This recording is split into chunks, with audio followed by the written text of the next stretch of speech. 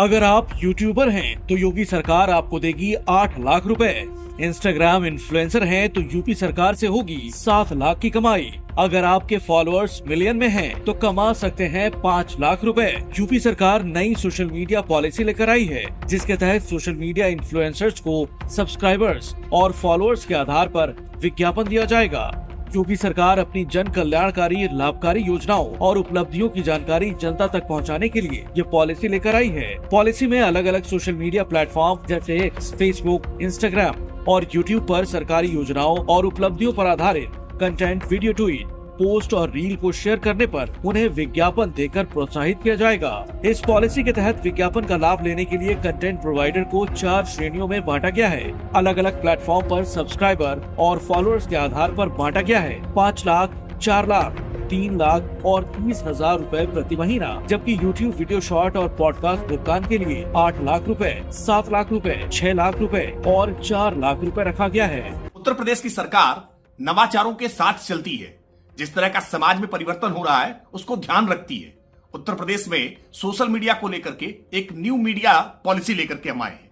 New media policy में जो कुछ भी अच्छा कर रहे हैं, निश्चित तौर पर सरकार उनको विज्ञापन देकर के रोजगार के नए अवसर सृजित करने का काम करेगी। और वहीं सोशल मीडिया के माध्यम से जो अफवाह तंत्र बनाना चाहते हैं, जो सांप्रदायिक सद्भाव बिगाड़ना चाहते हैं, कानून व्यवस्था के लिए खतरा उत्पन्न करना चाहते हैं, उनके खिलाफ कठोर कानूनी प्रावधान भी रखे गए हैं। उत्तर प्रदेश की सोशल मीडिया की पॉलिसी देश भर के लिए एक नजीर स्थापित करने वाली पॉलिसी। लेकिन नई सोशल मीडिया पॉलिसी के तहत कंटेंट क्रिएटर्स को विज्ञापन देने के साथ साथ सरकार अब सोशल मीडिया पोस्ट पर निगरानी भी करेगी। सरकार ने कहा है कि सोशल मीडिया पोस्ट किया गया कंटेंट अभद्र, अश्लील और राष्ट्र विरोधी नहीं होना चाहिए। सोशल मीडिया में आपत्तिजनक कंटेंट पोस्ट करने पर एजेंसी और फर्म के ऊपर कार्रवाई भी की जाएगी। राष्ट्र विरोधी कंटेंट डालने पर 3 साल से लेकर उम्र कैद तक की सजा हो सकती है। अभी तक IT एक्ट की धारा 66E और 66F के तहत कार्रवाई की जाती थी। इसके अलावा अभद्र एवं अश्लील सामग्री पोस्ट करने पर आपराधिक मानहानि का मुकदमा भी चलाया जा सकता है। योगी सरकार की सोशल मीडिया पॉलिसी पर विरोधी हमलावर भी हैं। उनके पास कोई संसाधन नहीं है, लेकिन दिन रात मेहनत करते हैं यूपी के कई क्षेत्रों से। मैं इन सभी यूट्यूबर्स को और इस तरह के पोर्टल और खबर चलाने वालों को बधाई देना चाहता हूँ। इधर जहाँ बड़े बड़े पैकेज से बड़े बड़े राष्ट्रीय चैनल सच्चाई नहीं दिखा पा रहे हैं, वहीं हमारे पोर्टल चलाने वाले यूट्यूबर्स या जो सामान्य कार्यकर्ता हैं कभी कभी बड़ी खबर दिखाते हैं और वही बड़ी खबर ब्रेकिंग न्यूज़ बनती है। मैं इनको बधाई देता हूँ। भविष्य में जब कभी समाजवादी पार्टी सरकार में होगी तो इस तरह के जर्नलिस्टों के लिए कोई एक पॉलिसी बना करके इनको भी सुविधा और सरकार से जोड़ने का काम करेंगे। आज विवेकानंद का जन्मदिन था सब, और भाजपा विवेकानंद को लेके काफ़ी राजनीति करती है। आज अपने विवेकानंद के दिन एक अपने पिताजी की स्मृति में बनाया गया बढ़िया कैलेंडर लॉन्च किया, और आपने बड़ी बात की कि अब हम पॉजिटिव बात करेंगे, समाज को जोड़ने की बात करेंगे। मैं आदरणीय उदय प्रताप सिंह जी को, दीपक कबीर, उनके प्रयास से जो कैलेंडर बनाया है जिसमें समाजवादी पार्टी का आंदोलन और नेताजी के बारे में हर महीने कुछ न कुछ लिखा गया है, इससे हमारे कार्यकर्ताओं तक समाजवादी पार्टी की विचारधारा, समाजवादी पार्टी के नेताओं के क्या लक्ष्य हैं वो पहुंचेंगे। वहीं हमारा कार्यकर्ता भी जागरूक होगा इस कैलेंडर को पढ़ने के और देखने के बाद। विवेकानंद जयंती के दिन इसलिए ज़रूरी है कि स्वामी विवेकानंद जी ने जो पहचान भारत को दी, शायद और संतों ने वो पहचान नहीं दी।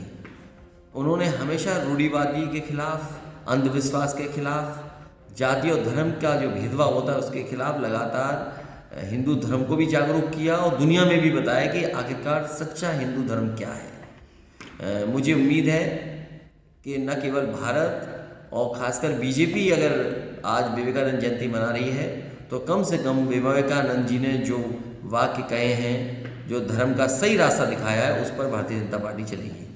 सर एक बात और, कुछ लोग नेता लोग स्पेसेस को यूज़ करते हैं युवाओं से बात करने के लिए, तो क्या कुछ ऐसा करेंगे आप भविष्य में? क्या युवाओं से बात करने के लिए कुछ नेता ट्विटर के स्पेसेस का इस्तेमाल करते नहीं, हैं। हम लोग भी करेंगे और जो जो माध्यम होंगे उन सबके साथ हम लोग जुड़ेंगे। धन्यवाद। कांग्रेस इस नीति को डिजिटल मीडिया पर कब्जा करने का जरिया बता रही है, तो वहीं समाजवादी पार्टी देश की सरकार को तानाशाह करार दे रही है। कुल मिलाकर ये कहा जा सकता है कि योगी सरकार की ये नई सोशल मीडिया पॉलिसी एक तरफ तो कंटेंट क्रिएटर्स के लिए सौगात है, तो वहीं इसमें ये भी साफ हो गया कि सोशल मीडिया पर नफरत फैलाने वालों की शामत आने वाली है। शेष रहा है आज कम से कम सोशल मीडिया इंस्टाग्राम जो डिजिटल है उसको आज हमारी नीति बनाकर उनमें काम करने वाले बेहतर परिणाम देने वाले युवाओं को रोजगार के साधन दे रही है। उनको अब रेगुलेट करके उन्हें भी विज्ञापन दिया जाएगा। ढेर सारी नीतियां बनी हैं। हमारे कुछ कर्मचारी थे उड्डयन के, उन्हें भी एडजस्ट किया गया है। और जो घर घर जल है, घर घर नल है, उसमें भी ढेर सारे काम हुए। अब परिवार के लोग कम से कम अपने बंटवारे के लिए दौड़ना नहीं पड़ेगा। एक जगह 5,000 स्टैंप देंगे, हो जाएगा। सर फरुखाबाद में घटना हुई, 2 दलित बेटियों को बांध के मार के पेड़ में लटका दिया गया। किस तरह से देखते हैं घटना को, क्या कहना है? घटना की मैं निंदा करता हूँ। माननीय मुख्यमंत्री संज्ञान में आते इस पर जांच करते हैं, जो दोषी होगा उसके खिलाफ कार्रवाई होगी। सोशल मीडिया कोई दूसरे प्लैनेट पर चलने वाला जीव जंतु नहीं है। सोशल मीडिया पॉलिटिक्स में, आज की पॉलिटिक्स में रियल पॉलिटिक्स जो ग्राउंड पर हो रही है, जो कार्यकर्ता कर रहा है और जो सोशल मीडिया का वॉरियर कर रहा है, वो एक तरह से पैरेलल एक दूसरे के पूरक होकर चल रहे हैं। और इसीलिए क्योंकि हम मुद्दों पर अड़े रहे, क्योंकि कांग्रेस के प्लेटफॉर्म्स पर लोगों को अपने मतलब की बात, अपना रोजगार, अपनी महंगाई कम, अपनी गरीबी, अपनी गिनती की बात सुनाई दे रही थी, इसलिए लोग हमसे ज्यादा एंगेज हुए। हमने ज्यादा एंगेजिंग कंटेंट बनाया, हमारा कंटेंट ज्यादा फ्रेश था, हमारा कंटेंट यूनिक था। हमने गुब्बारे दिखाए जिसको आप एक उंगली से फोड़ सकते थे। हमने महिलाएं दिखाई जिन्होंने कहा कि दिन भर व्हाट्सएप पढ़ पढ़ के जिस सरकार को बनाया है उसको हटाना है। और ये पूरा कुछ करने में हमने सरकार को कटघरे में खड़ा किया। मीडिया ने भी, हमारे मीडिया विभाग ने भी खड़ा किया, हमने भी खड़ा किया। हमने कटु आलोचना करी, हमने तीखे प्रहार किए, लेकिन हमने एक बार भी राजनीति की शुचिता और मर्यादा को नहीं लांघा।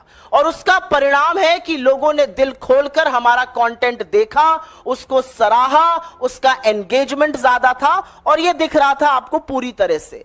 एक बड़ी विचित्र बात थी, अगर आप कांग्रेस के किसी भी सोशल मीडिया प्लेटफॉर्म पर जाते, कांग्रेस के किसी नेता के प्लेटफॉर्म पर जाते, पवन जी पर जाते, मुझ पर जाते, जयराम जी पर जाते, राहुल जी के पे भी जाते, तो वहां पर आपको आम जनता की आवाज जरूर दिख रही थी। 4-5 दिन के कंटेंट हम आम जनता की आवाज लगाते थे। बीजेपी के पूरे सोशल मीडिया से, उनकी पूरी स्ट्रैटेजी से आम आदमी की आवाज पूरी तरह से गायब है। वही पेड एक्टर, वही इक्के दुक्के लोग और वही विभत्स बेवकूफी के ऐड। बीजेपी ने कहीं पर इस देश को बेवकूफ समझने की गलती की। इसलिए गलती अगर ये ना करते तो वो 2014 का जो कैंपेन था वो 2024 में रिपीट नहीं करते। कोई फ्रेशनेस नहीं, आपने एक एक्टर हायर कर लिया, उसको किसी राजनेता जैसा लगा दिया, उससे बेवकूफी के बयान आप कहलवाते जा रहे हैं। ये बहुत बोर हो चुकी है जनता। एंगेजमेंट दिखाता है कि जनता क्या सराह रही है और क्या नहीं। ऐसे भी दिन हमने देखे जब गृह मंत्री को 4 लोग सुन रहे थे, मोदी जी को 400 लोग बीजेपी के प्लेटफॉर्म पर सुन रहे थे और 4-4 लाख से 40 लाख लोग हमारे नेताओं को यूट्यूब प्लेटफॉर्म्स पे सुन रहे थे। हमने रियल टाइम फैक्ट चेक किया, बखिया उधेड़ी, कलई खोली बीजेपी के और मोदी जी के हर झूठ की।